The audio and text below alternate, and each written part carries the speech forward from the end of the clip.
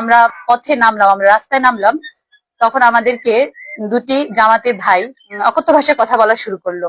আসসালামু আলাইকুম রহমতুল্লাহ। প্রিয় দর্শক, চরমোনাই প্রার্থীর এই মেয়েটি, যার ভিডিওটা আপনারা প্রথমে দেখলেন, তিনি দাবি করেছেন, অভিযোগ জানিয়েছেন জামাতের দুইজন কর্মী নাকি তাদের উপর হামলা করেছে, চরমোনাই নারীদের উপর হামলা করেছে। আমরা একটু সত্য ঘটনাটা জানার চেষ্টা করব। যেখানে সারা বাংলাদেশে জামাত ইসলামের নারী কর্মীদের উপরে বিএনপি হামলা করতেছে, সেখানে আজকে তারা জামাতের উপর বেলম দিচ্ছে, এটা কতটুকু সত্য আপনাদের জানার দরকার আছে, তাই না? আপনাদেরকে আমি অথেন্টিক ভিডিও দেখাবো, যে ভিডিওটা দেখলে পরে আপনারা বুঝতে পারবেন, আপনি অ্যানালাইসিস করতে পারবেন যে আসলে হামলা জামাতের নেতাকর্মী করছে নাকি জামাতের নেতাকর্মীর উপরে এসব মহিলা এবং তার দুই ভাই হামলা করেছে।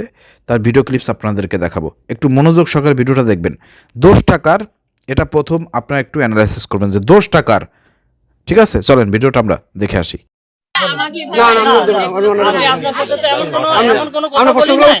আমি কি আপনার কাছে এমন কোন কথা বলছি যেটার জন্য সে এত উগ্র ওনার মতো একজন মুরব্বী মানুষের তুই তুই ভাষাটা ব্যবহার করছে, ওনার মতো একটা মুরব্বী আছে আছে আছে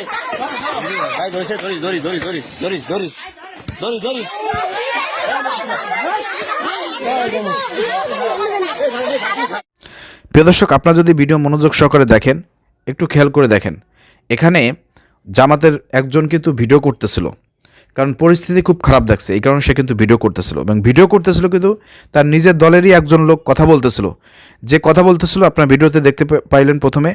প্রিয় দর্শক, এরা কিন্তু জামাতের লোক। সে বলতেছিল যে এরা এতটা অ্যাগ্রেসিভ হয়েছে, এমন কি আমরা বলেছি যে যার কারণে একজন মুরব্বী ভোটারকে তুই বলে সম্বোধন করেছে। সে অভিযোগ জানাচ্ছিল, আশেপাশে এলাকার লোকজন যারা ছিল তাদেরকে বলতেছিল যে আমরা এমন কি বলেছি যে এই যে মুরব্বী একজন লোক, তাকে তুই বলে সম্বোধন করেছে এই চরমোনায় যারা ভোট চাইতে এসেছে, এখানে মহিলা এবং পুরুষ। প্রিয় দর্শক, এটা বলার সঙ্গে সঙ্গেই পাশ থেকে ওই যে মহিলা যে মাঝখানে বসে আছে তার ছোটো ভাই, পাশ থেকে সে কিছু বলার চেষ্টা করতেছিল। সে যখন কথা বলতেছিল তখন ক্যামেরাম্যান কি করলো, সে কিন্তু তার দিকে মোবাইলটা ধরার সঙ্গে সঙ্গেই দেখছেন আপনারা কীভাবে অ্যাগ্রেসিভ হয়ে এই ভিডিও করিস কেন, দেখছেন ভোট চাইতে এসে। এদের ভাষা থাকবে, যারা ভোট চাইতে আসে তাদের ভাষা থাকবে কি নরম নম্রভদ্র থাকবে না, একদম নম্রভদ্র থাকবে না। কিন্তু দেখেন তার দিকে ক্যামেরাটা ধরার সঙ্গে সঙ্গে তার অ্যাগ্রেসিভটা দেখছেন, তার মনোভাব দেখছেন, ক্যামেরার উপর থাবা মেরে দিয়েছে। ক্যামেরার উপর যখন থাবা মেরে দিয়েছে তখনই কিন্তু গ্যাঞ্জামটা লাগিয়ে গিয়েছে। আর একটা সাউন্ড যদি আপনারা শোনেন, পাশ থেকে দেখবেন একজন মহিলা বলতেছে এই শয়তান। দেখছেন ভোট চাইতে এসে সে বলতেছে এই শয়তান, শয়তান বলে গালি দিয়েছে। আবার তার ভাই ক্যামেরার উপরে হামলা করলো। তাহলে হামলাটা করলো কারা? এরপরে আপনারা দেখেছেন প্রিয় দর্শক, একটা সংঘর্ষ লাগিয়ে গেছে, দেখছেন। আর বাড়িতে এসে কি বলতেছে, সংবাদ সম্মেলন করে বলতেছে যে জামাতের দুইজন ভাই আমাদের উপর হামলা করেছে। চিন্তা করছেন, এরা তো ভালো হবে না কখনো, চরমোনাই করে বোঝেন না, এরা ভালো হবে না কখনো। এদেরকে জাতি এইবার চিনে গিয়েছে এবং ব্যালট ভোটের মাধ্যমে আগামী 12 তারিখে দাঁত ভাঙা জবাব এদেরকে দেবে ইনশাল্লাহ। 3 আসনে প্রার্থী দেশে, একটা আসনে জেতার মতন সক্ষমতা নাই, 3 আসনে প্রার্থী দেয়। আবার বলতেছে যে জামাতের লোকজন আমাদেরকে মারধর করছে। ইন্দুর মেরে হাত নষ্ট করার কোনো প্রয়োজন আছে জামাত শিবিরের?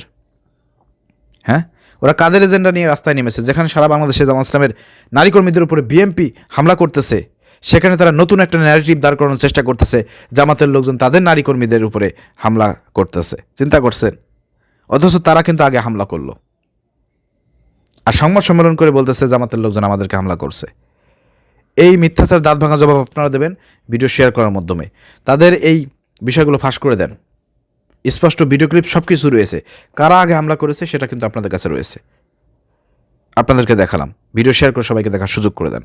এবং আগামী নির্বাচনে বলতে চাই, বরিশাল 5 নম্বর আসনে যেখানে জামাত ফয়জুল করিমের জন্য, পীর সাহেব ফয়জুল করিমের জন্য জামাত তাদের প্রার্থী প্রত্যাহার করেছে, সেখানে তাদের উচিত ছিল জামাতের প্রতি কৃতজ্ঞতা প্রকাশ করা। কিন্তু তারা কৃতজ্ঞতা প্রকাশ না করে কি করেছে, তারা উল্টো আরও বেলেম দিয়েছে জামাতকে, যে জামাত প্রার্থী প্রত্যাহার করেছে কারণ তারা বিএনপিকে সমর্থন দিয়ে চরমোনাই পীর সাহেবকে হারাতে চায়।